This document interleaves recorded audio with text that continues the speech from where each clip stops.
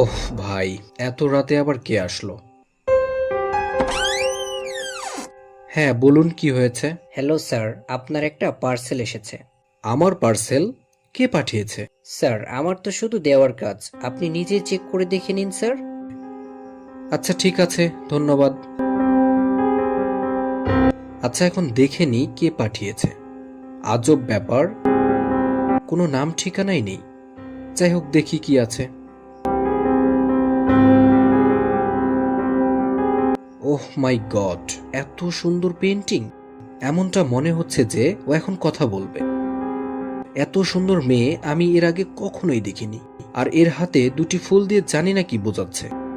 আর কেই বা জানে মেয়েটি কে, কোথায় থাকে। যদি সত্যি একে পেতাম।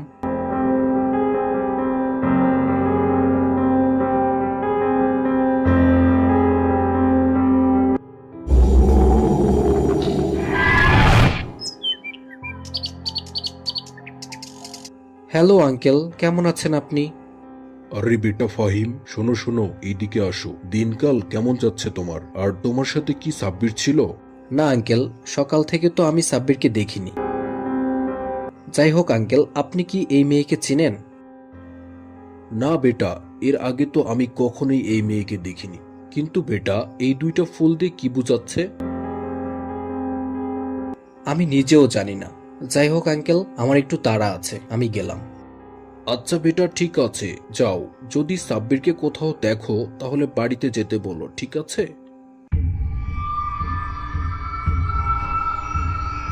উম, কেউ জানে না, কেউ জানে না মেয়েটাকে। জানি না আমার কি হয়েছে, দিন দিন পেন্টিংটা আমাকে আরো আকর্ষণ করছে। আমি শুধু একবার মেয়েটাকে দেখতে চাই।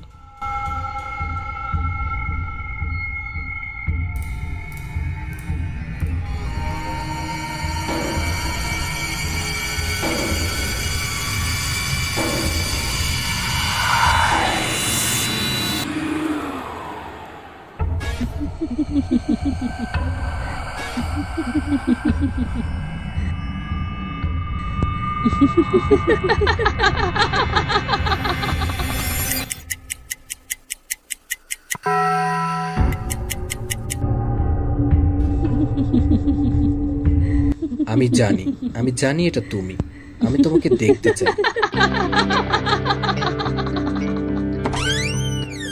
আমি তোমাকে দেখতে চাই।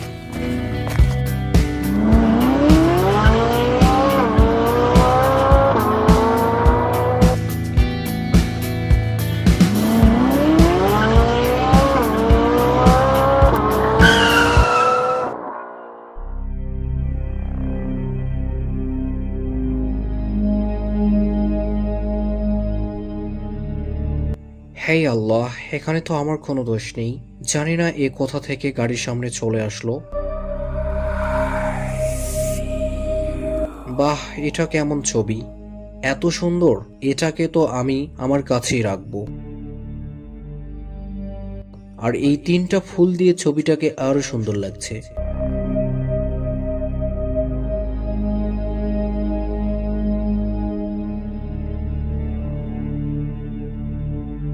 যাই হোক, আমি তাড়াতাড়ি অ্যাম্বুলেন্স ডাকি। হ্যালো, এখানে রাস্তায় একটা অ্যাক্সিডেন্ট হয়েছে, যত দ্রুত সম্ভব একটি অ্যাম্বুলেন্স পাঠান তাড়াতাড়ি।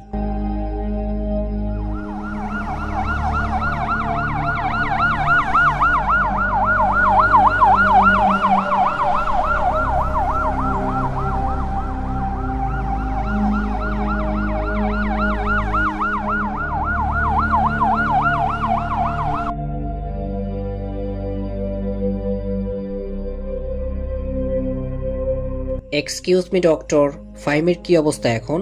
ফাইম কি ঠিক আছে? জি হ্যাঁ, একদম ঠিক আছে। ভয় পাবার কোনো কারণ নেই, একটু রেস্টের প্রয়োজন। তবে চাইলে এখন কথা বলতে পারবে। ঠিক আছে, ধন্যবাদ।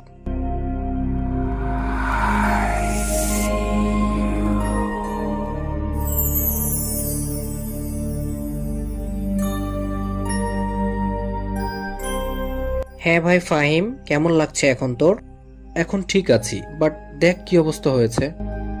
আচ্ছা ঠিক আছে, এখন এটা বল যে এসব কি করে হলো, আর রাতে তুই বাইরে গেলি কিভাবে?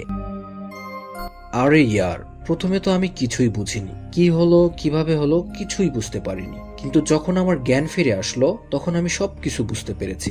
জানি তোর বিশ্বাস হবে না, কিন্তু এই সব কিছু একটা পেইন্টিং এর জন্য হয়েছে। আমি তোকে শুরু থেকে বলছি, শোন তাহলে।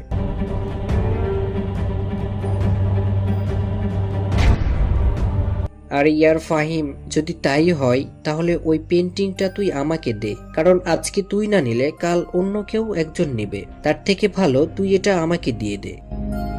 হ্যালো ফাহিম, কি অবস্থা এখন, কেমন লাগছে? হ্যাঁ, আমি এখন একদম ঠিক আছি, কোনো সমস্যা নেই। অ্যাকচুয়ালি আমি আপনারই অপেক্ষায় ছিলাম। আই থিঙ্ক আমার একটা পেইন্টিং আপনার কাছে রয়ে গিয়েছে, যদি আপনি ওটা আমার বন্ধুকে দিয়ে দেন তাহলে অনেক ভালো হতো। হ্যাঁ হ্যাঁ, অবশ্যই আমার কাছে রয়েছে, আমি দিয়ে দিচ্ছি, নাও।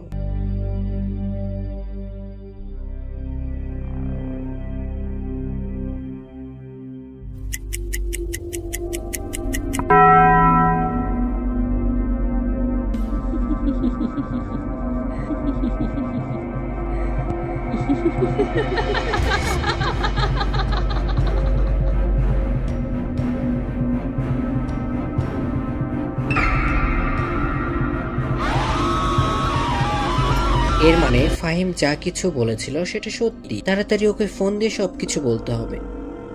হ্যাঁ, হ্যালো ফাহিম, তুই সত্যি বলেছিলি ভাই, এখন আমাকে বাঁচা ভাই, প্লিজ। আমি জানি তুই আমাকে কল দিবি। শোন, যা বলছি সেগুলো মনোযোগ দিয়ে শোন। 12টা বাজার পর ওর শক্তি দ্বিগুণ হয়ে যায়, ওই সময় তুই ওর কিছুই করতে পারবি না। তবে ও আমাকে একটা ক্লু দিয়েছিল। যখন আমার ঘড়িতে 12টা বেজেছিল তখন ও সেটাকে চেঞ্জ করে আবার 9টা 10 করে দিয়েছিল। এর মানেটা একদম পরিষ্কার যে যা কিছু তোকে করতে হবে সেটা 9টা থেকে 12টার মধ্যেই করতে হবে, 12টার পর নয়। তাছাড়া তোরও একই অবস্থা হবে যেমনটা আমার হয়েছে। যা করবি সাবধানে করিস। Best of luck. ঠিক আছে ফাহিম, আমি বুঝতে পেরেছি আমার কি করতে হবে। এবার যা করার আমিই করছি।